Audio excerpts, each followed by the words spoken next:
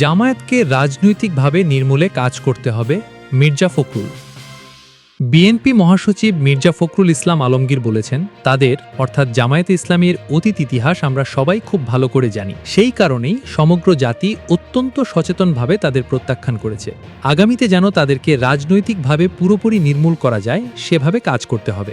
শনিবার দুপুরে রাজধানীর নয়াপল্টনে কেন্দ্রীয় কার্যালয়ে যৌথ সভা শেষে এক ব্রিফিংয়ে জামায়াতে ইসলামীর আমির শফিকুর রহমানের বক্তব্যের প্রতিক্রিয়ায় তিনি এই মন্তব্য করেন। জামায়াতে ইসলামী কখনোই সুস্থ চিন্তা করতে পারে না বলেও মন্তব্য করেন মির্জা ফখরুল ইসলাম। তিনি বলেন, আমি আজকে এক পত্রিকায় একটি সংবাদ দেখলাম, যে সংবাদটি আমাকে অত্যন্ত আহত করেছে। জামায়াতে ইসলামের আমির বলছেন যে বিএনপি ইঞ্জিনিয়ারিং করে ক্ষমতায় এসেছে। আমি এ কথার তীব্র নিন্দা জানাচ্ছি, প্রতিবাদ জানাচ্ছি, এবং তিনি বা তার দল যে কখনোই সুস্থভাবে চিন্তা করেন না তার প্রমাণ হয়েছে।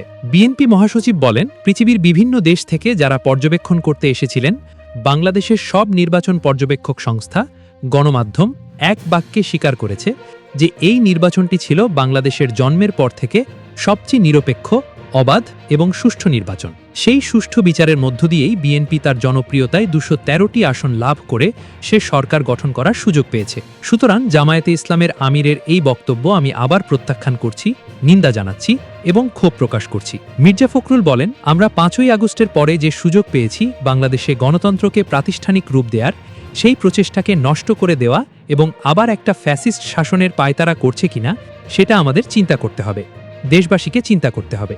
ব্রিফিংয়ে বিএনপির জ্যেষ্ঠ যুগ্ম মহাসচিব ও প্রধানমন্ত্রীর উপদেষ্টা রুহুল কবির রিজভী, শ্রমিক দলের প্রধান সমন্বয়কারী সাংসদমন্ত্রী শামসুর রহমান শিমুল বিশ্বাস, ঢাকা মহানগর উত্তরের আহ্বায়ক ক্রীড়া প্রতিমন্ত্রী আমিনুল হক, দক্ষিণের সদস্য সচিব তানভীর আহমেদ রবিন, বিএনপির স্বেচ্ছাসেবক বিষয়ক সম্পাদক মীর শরাফত আলী সপু, সহ দপ্তর সম্পাদক মনির হোসেন, তারিকুল ইসলাম তেনজিং, মহিলা দলের সাধারণ সম্পাদিকা সুলতানা আহমেদ, মুক্তিযোদ্ধা দলের সভাপতি ইশতিয়াক আজি জুলফাত, স্বেচ্ছাসেবক দলের সভাপতি সাংসদমন্ত্রী এস এম জিলানি, যুব দলের সাধারণ সম্পাদক সাংসদমন্ত্রী নুরুল ইসলাম নয়ন, কৃষক দলের যুগ্ম সম্পাদক ওবায়দুর রহমান টিপু, জাসাসের সভাপতি হেলাল খান, সাধারণ সম্পাদক জাকির হোসেন রোকন, তাঁতি দলের সভাপতি আবুল কালাম আজাদ, সদস্য সচিব মুজিবুর রহমান, উলামা দলের সভাপতি কাজী সেলিম রেজা প্রমুখ উপস্থিত ছিলেন।